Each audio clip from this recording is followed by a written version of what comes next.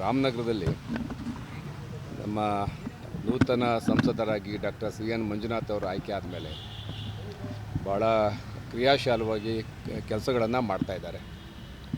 ಒಬ್ಬ ಸಂಸದರಾಗಿ ಸೆಂಟ್ರಲ್ ಗೌರ್ಮೆಂಟ್ನ 10 ಹಲವಾರು ಯೋಜನೆಗಳನ್ನು ತರುವುದರಲ್ಲಿ ಅವರು ಉತ್ಸುಕದ ಕೆಲಸ ಮಾಡ್ತಾಯಿದ್ದಾರೆ. ಜೊತೆಗೆ ಈ ಜಿಲ್ಲೆಯ ಜನಸಾಮಾನ್ಯರಿಗೆ ಸಿಗಬೇಕು ಸಂಸದರು ಅನ್ನೋ ದೃಷ್ಟಿಯಿಂದ ಅವರು ಇವತ್ತು ಕಚೇರಿಯನ್ನು ತೆರೆದಿದ್ದಾರೆ.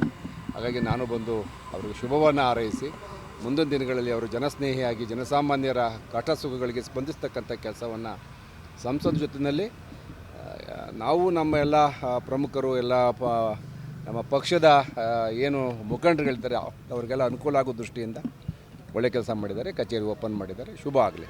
ಅವರ ಗೆಲುವಿಗೆ ಸಾಕಷ್ಟು ಶ್ರಮ ಹಾಕಿ ಓಡಾಡಿದ್ರಿ, ಜವಾಬ್ದಾರಿ ತಗೊಂಡು ಕ್ಷೇತ್ರದಲ್ಲಿ ಕಾರ್ಯನಿರ್ವಹಿಸಿದ್ರಿ. ಈಗ ಉಪಚುನಾವಣೆ ಬರ್ತಾ ಇದೆ, ಅವರಿಂದ ಯಾವುದೇ ರೀತಿ ನಿರೀಕ್ಷೆ ಇದೆ? ಇಲ್ಲ, ಡಾಕ್ಟರ್ ಸಿ ಎನ್ ಮಂಜುನಾಥ್ ಅವರು ನನ್ನ ಪರ ಇದ್ದಾರೆ. ಅವರ ದಂಪತಿಗಳ ಸಮೇತ ನನಗೆ ಆಶೀರ್ವಾದ ಮಾಡಿದ್ದಾರೆ ಮೊದಲಿಂದನೂ ಕೂಡ. ಅವರ ಧ್ವನಿ ಯಾವಾಗಲೂ ಕೂಡ ನನ್ನ ಜೊತೆಯಲ್ಲಿ ಇರುತ್ತೆ. ಹಾಗಾಗಿ ಅವ್ರ ಬಗ್ಗೆ ನನಗೆ ಗೌರವ ಇದೆ.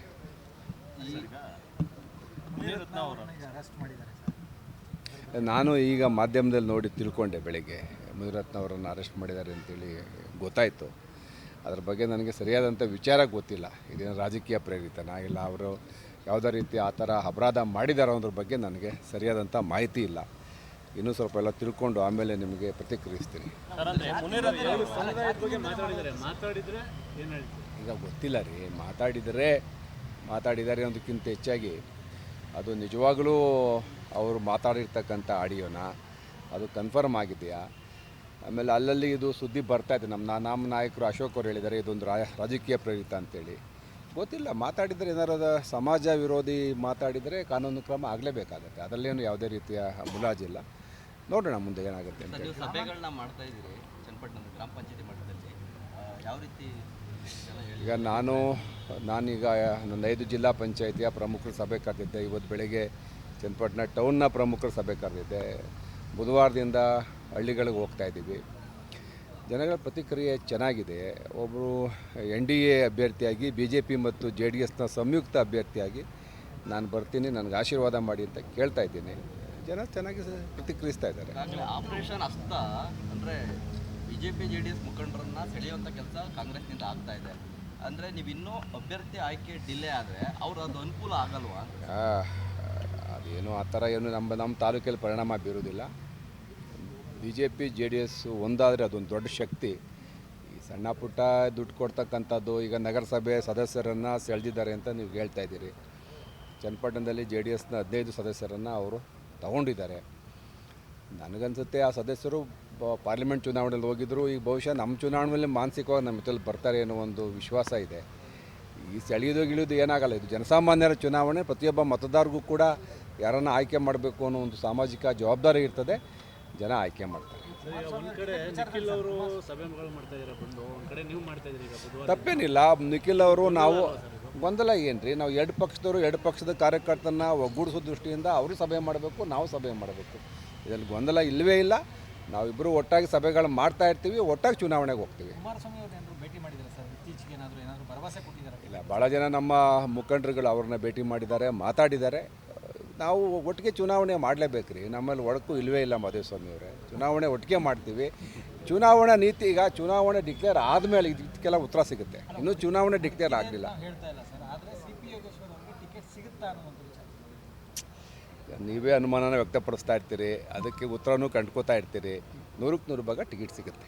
ರಾಮನಗರದಲ್ಲಿ ನಮ್ಮ ನೂತನ ಸಂಸದರಾಗಿ ಡಾಕ್ಟರ್ ಸಿ ಎನ್ ಮಂಜುನಾಥ್ ಅವರು ಆಯ್ಕೆ ಆದಮೇಲೆ ಭಾಳ ಕ್ರಿಯಾಶೀಲವಾಗಿ ಕೆಲಸಗಳನ್ನು ಮಾಡ್ತಾಯಿದ್ದಾರೆ. ಒಬ್ಬ ಸಂಸದರಾಗಿ ಸೆಂಟ್ರಲ್ ಗೌರ್ಮೆಂಟ್ನ 10 ಹಲವಾರು ಯೋಜನೆಗಳನ್ನು ತರುವುದರಲ್ಲಿ ಅವರು ಉತ್ಸುಕದ ಕೆಲಸ ಮಾಡ್ತಾಯಿದ್ದಾರೆ.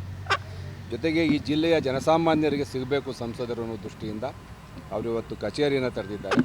ಹಾಗಾಗಿ ನಾನು ಬಂದು ಅವರಿಗೆ ಶುಭವನ್ನು ಹಾರೈಸಿ ಮುಂದಿನ ದಿನಗಳಲ್ಲಿ ಅವರು ಜನಸ್ನೇಹಿಯಾಗಿ ಜನಸಾಮಾನ್ಯರ ಕಷ್ಟ ಸುಖಗಳಿಗೆ ಸ್ಪಂದಿಸ್ತಕ್ಕಂಥ ಕೆಲಸವನ್ನು ಸಂಸದ ಜೊತೆಯಲ್ಲಿ ನಾವು ನಮ್ಮ ಎಲ್ಲ ಪ್ರಮುಖರು ಎಲ್ಲ ನಮ್ಮ ಪಕ್ಷದ ಏನು ಮುಖಂಡರುಗಳಿದ್ದಾರೆ ಅವರಿಗೆಲ್ಲ ಅನುಕೂಲ ಆಗೋ ದೃಷ್ಟಿಯಿಂದ ಒಳ್ಳೆ ಕೆಲಸ ಮಾಡಿದ್ದಾರೆ. ಕಚೇರಿ ಓಪನ್ ಮಾಡಿದ್ದಾರೆ. ಶುಭ ಆಗಲಿ. ಅವರ ಗೆಲುವಿಗೆ ಸಾಕಷ್ಟು ಶ್ರಮ ಹಾಕಿ ಓಡಾಡಿದ್ರಿ, ಜವಾಬ್ದಾರಿ ತಗೊಂಡು ಕ್ಷೇತ್ರದಲ್ಲಿ ಕಾರ್ಯನಿರ್ವಹಿಸಿದ್ರಿ. ಈಗ ಉಪಚುನಾವಣೆ ಬರ್ತಾ ಇದೆ, ಅವರಿಂದ ಯಾವ ರೀತಿ ನಿರೀಕ್ಷೆ ಇದೆ ಸರ್? ಇಲ್ಲ, ಡಾಕ್ಟರ್ ಸಿ ಎನ್ ಮಂಜುನಾಥ್ ಅವರು ನನ್ನ ಪರ ಇದ್ದಾರೆ. ಅವರ ದಂಪತಿಗಳ ಸಮೇತ ನನಗೆ ಆಶೀರ್ವಾದ ಮಾಡಿದ್ದಾರೆ ಮೊದಲಿಂದನೂ ಕೂಡ. ಅವರ ಧ್ವನಿ ಯಾವಾಗಲೂ ಕೂಡ ನನ್ನ ಜೊತೆಯಲ್ಲಿ ಇರುತ್ತೆ. ಹಾಗಾಗಿ ಅವ್ರ ಬಗ್ಗೆ ನನಗೆ ಗೌರವ ಇದೆ.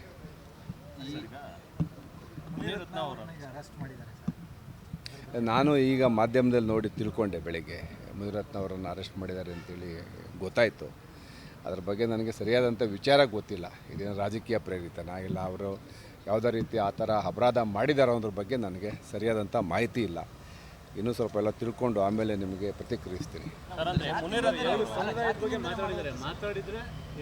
ಈಗ ಗೊತ್ತಿಲ್ಲ ರೀ, ಮಾತಾಡಿದ್ದಾರೆ ಅನ್ನೋದಕ್ಕಿಂತ ಹೆಚ್ಚಾಗಿ ಅದು ನಿಜವಾಗಲೂ ಅವರು ಮಾತಾಡಿರ್ತಕ್ಕಂಥ ಆಡಿಯೋನ ಅದು ಕನ್ಫರ್ಮ್ ಆಗಿದೆಯಾ? ಆಮೇಲೆ ಅಲ್ಲಲ್ಲಿ ಇದು ಸುದ್ದಿ ಬರ್ತಾಯಿದೆ. ನಮ್ಮ ನಾಯಕರು ಅಶೋಕ್ ಅವರು ಹೇಳಿದ್ದಾರೆ ಇದೊಂದು ರಾಜಕೀಯ ಪ್ರೇರಿತ ಅಂತೇಳಿ. ಗೊತ್ತಿಲ್ಲ, ಮಾತಾಡಿದರೆ ಏನಾರು ಸಮಾಜ ವಿರೋಧಿ ಮಾತಾಡಿದರೆ ಕಾನೂನು ಕ್ರಮ ಆಗಲೇಬೇಕಾಗತ್ತೆ. ಅದರಲ್ಲೇನು ಯಾವುದೇ ರೀತಿಯ ಮುಲಾಜಿಲ್ಲ. ನೋಡೋಣ ಮುಂದೆ ಏನಾಗುತ್ತೆ ಅಂತ. ನೀವು ಸಭೆಗಳನ್ನ ಮಾಡ್ತಾ ಇದ್ದೀರಿ ಚನ್ನಪಟ್ಟಣದ ಗ್ರಾಮ ಪಂಚಾಯತಿ ಮಟ್ಟದಲ್ಲಿ, ಯಾವ ರೀತಿ ಜನ ಹೇಳಿ? ಈಗ ನಾನೀಗ ನನ್ನ 5 ಜಿಲ್ಲಾ ಪಂಚಾಯಿತಿಯ ಪ್ರಮುಖರ ಸಭೆ ಕರೆದಿದ್ದೆ. ಇವತ್ತು ಬೆಳಗ್ಗೆ ಚನ್ನಪಟ್ಟಣ ಟೌನ್ನ ಪ್ರಮುಖರ ಸಭೆ ಕರೆದಿದ್ದೆ. ಬುಧವಾರದಿಂದ ಹಳ್ಳಿಗಳಿಗೆ ಹೋಗ್ತಾ ಇದ್ದೀವಿ. ಜನಗಳ ಪ್ರತಿಕ್ರಿಯೆ ಚೆನ್ನಾಗಿದೆ. ಒಬ್ಬರು NDA ಅಭ್ಯರ್ಥಿಯಾಗಿ BJP ಮತ್ತು JDSನ ಸಂಯುಕ್ತ ಅಭ್ಯರ್ಥಿಯಾಗಿ ನಾನು ಬರ್ತೀನಿ, ನನಗೆ ಆಶೀರ್ವಾದ ಮಾಡಿ ಅಂತ ಕೇಳ್ತಾ ಇದ್ದೀನಿ. ಜನ ಚೆನ್ನಾಗಿ ಪ್ರತಿಕ್ರಿಯಿಸ್ತಾ ಇದ್ದಾರೆ. ಈಗಾಗಲೇ ಆಪರೇಷನ್ ಹಸ್ತ ಅಂದರೆ BJP JDS ಮುಖಂಡರನ್ನ ಸೆಳೆಯುವಂಥ ಕೆಲಸ ಕಾಂಗ್ರೆಸ್ನಿಂದ ಆಗ್ತಾ ಇದೆ. ಅಂದರೆ ನೀವು ಇನ್ನೂ ಅಭ್ಯರ್ಥಿ ಆಯ್ಕೆ ಡಿಲೇ ಆದರೆ ಅವ್ರು ಅದು ಅನುಕೂಲ ಆಗಲ್ವಾ? ಅದೇನು ಆ ಥರ ಏನು ನಮ್ಮ ತಾಲೂಕಲ್ಲಿ ಪರಿಣಾಮ ಬೀರೋದಿಲ್ಲ. BJP JDS ಒಂದಾದರೆ ಅದೊಂದು ದೊಡ್ಡ ಶಕ್ತಿ. ಈ ಸಣ್ಣ ಪುಟ್ಟ ದುಡ್ಡು ಕೊಡ್ತಕ್ಕಂಥದ್ದು, ಈಗ ನಗರಸಭೆ ಸದಸ್ಯರನ್ನು ಸೆಳೆದಿದ್ದಾರೆ ಅಂತ ನೀವು ಹೇಳ್ತಾ ಇದ್ದೀರಿ. ಚನ್ನಪಟ್ಟಣದಲ್ಲಿ JDSನ 15 ಸದಸ್ಯರನ್ನು ಅವರು ತಗೊಂಡಿದ್ದಾರೆ. ನನಗನ್ಸುತ್ತೆ ಆ ಸದಸ್ಯರು ಪಾರ್ಲಿಮೆಂಟ್ ಚುನಾವಣೆಯಲ್ಲಿ ಹೋಗಿದ್ದರು. ಈಗ ಬಹುಶಃ ನಮ್ಮ ಚುನಾವಣೆಯಲ್ಲಿ ಮಾನಸಿಕವಾಗಿ ನಮ್ಮ ಜೊತೆಲಿ ಬರ್ತಾರೆ ಅನ್ನೋ ಒಂದು ವಿಶ್ವಾಸ ಇದೆ. ಈ ಸೆಳೆಯೋದು ಏನಾಗಲ್ಲ. ಇದು ಜನಸಾಮಾನ್ಯರ ಚುನಾವಣೆ. ಪ್ರತಿಯೊಬ್ಬ ಮತದಾರರಿಗೂ ಕೂಡ ಯಾರನ್ನು ಆಯ್ಕೆ ಮಾಡಬೇಕು ಅನ್ನೋ ಒಂದು ಸಾಮಾಜಿಕ ಜವಾಬ್ದಾರಿ ಇರ್ತದೆ. ಜನ ಆಯ್ಕೆ ಮಾಡ್ತಾರೆ. ಒಂದು ಕಡೆ ನಿಖಿಲ್ ಅವರು ಸಭೆಗಳು ಮಾಡ್ತಾ ಇದ್ದಾರೆ ಬಂದು, ಒಂದು ಕಡೆ ನೀವು ಮಾಡ್ತಾ ಇದ್ದೀರಿ. ಈಗ ಬುಧವಾರ ತಪ್ಪೇನಿಲ್ಲ. ನಿಖಿಲ್ ಅವರು ನಾವು ಗೊಂದಲ ಏನ್ರಿ, ನಾವು 2 ಪಕ್ಷದವರು 2 ಪಕ್ಷದ ಕಾರ್ಯಕರ್ತರನ್ನ ಒಗ್ಗೂಡಿಸೋ ದೃಷ್ಟಿಯಿಂದ ಅವರು ಸಭೆ ಮಾಡಬೇಕು, ನಾವು ಸಭೆ ಮಾಡಬೇಕು. ಇದರಲ್ಲಿ ಗೊಂದಲ ಇಲ್ಲವೇ ಇಲ್ಲ. ನಾವಿಬ್ಬರು ಒಟ್ಟಾಗಿ ಸಭೆಗಳು ಮಾಡ್ತಾ ಇರ್ತೀವಿ, ಒಟ್ಟಾಗಿ ಚುನಾವಣೆಗೆ ಹೋಗ್ತೀವಿ. ಕುಮಾರಸ್ವಾಮಿ ಅವ್ರನ್ನ ಭೇಟಿ ಮಾಡಿದ್ದಾರೆ ಸರ್, ಇತ್ತೀಚೆಗೆ ಏನಾದರೂ ಭರವಸೆ ಕೊಟ್ಟಿದ್ದಾರೆ? ಇಲ್ಲ, ಭಾಳ ಜನ ನಮ್ಮ ಮುಖಂಡರುಗಳು ಅವ್ರನ್ನ ಭೇಟಿ ಮಾಡಿದ್ದಾರೆ, ಮಾತಾಡಿದ್ದಾರೆ. ನಾವು ಒಟ್ಟಿಗೆ ಚುನಾವಣೆ ಮಾಡಲೇಬೇಕು ರೀ. ನಮ್ಮಲ್ಲಿ ಒಡಕು ಇಲ್ಲವೇ ಇಲ್ಲ ಮಾಧುಸ್ವಾಮಿ ಅವರೇ. ಚುನಾವಣೆ ಒಟ್ಟಿಗೆ ಮಾಡ್ತೀವಿ. ಚುನಾವಣಾ ನೀತಿ ಈಗ ಚುನಾವಣೆ ಡಿಕ್ಲೇರ್ ಆದಮೇಲೆ ಇದಕ್ಕೆಲ್ಲ ಉತ್ತರ ಸಿಗುತ್ತೆ. ಇನ್ನೂ ಚುನಾವಣೆ ಡಿಕ್ಲೇರ್ ಆಗಲಿಲ್ಲ. ಹೇಳ್ತಾ ಇಲ್ಲ ಸರ್, ಆದರೆ CP ಯೋಗೇಶ್ವರ್ ಅವರಿಗೆ ಟಿಕೆಟ್ ಸಿಗುತ್ತಾ ಅನ್ನುವಂಥ ವಿಚಾರ ನೀವೇ ಅನುಮಾನನ ವ್ಯಕ್ತಪಡಿಸ್ತಾ ಇರ್ತೀರಿ, ಅದಕ್ಕೆ ಉತ್ತರನೂ ಕಂಡ್ಕೋತಾ ಇರ್ತೀರಿ. 100ಕ್ಕೆ 100 ಭಾಗ ಟಿಕೆಟ್ ಸಿಗುತ್ತೆ.